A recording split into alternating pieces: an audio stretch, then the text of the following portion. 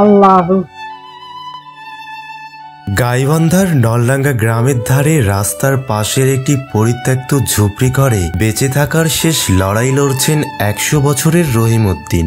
আজ তার পাশে কেউ নেই, ছেলে আছে, মেয়ে আছে, কিন্তু আশ্রয় নেই। বয়সের ভারে চোখে কম দেখেন, কানে কম শোনেন, হাঁপানির কষ্টে ঠিকঠাক শ্বাস নিতে পারেন না। খাওয়া দাওয়া, ঔষধ কিছুই নিয়ম করে জোটে না তার। হাত তোলা পর্যন্ত কষ্ট। তারপরও নামাজের সময় হলে বসে বসে 5 ওয়াক্ত নামাজ পড়েন তিনি।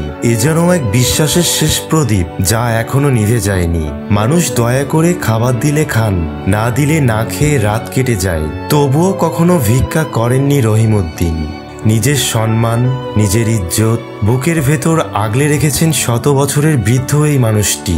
আজ জীবনের একেবারে শেষ প্রান্তে এসে একটাই ছোট্ট আরতি, কেউ কি একটু সহায়তার হাত বাড়াবে? কেউ কি আমাকে বৃদ্ধাশ্রমে একটা ঠাঁই দিবে? কিন্তু সেই দায়িত্ব নেবে কে? এ প্রশ্ন যেন ভেসে বেড়ায় বাতাসে। সমাজের বিবেকবান মানুষের উদ্দেশ্যে রহিমউদ্দিনের আকুল আবেদন, আমার পাশে দাঁড়ান। একটু সাহায্য করলে হয়তো আমি বেঁচে থাকার মতো শক্তিটুকু ফিরে পাবো।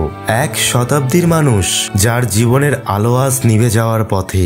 হয়তো আপনার একটু দয়া, আপনার একটু সহায়তা তার শেষ বয়সের অন্ধকারটুকু দূর করে দিতে পারে।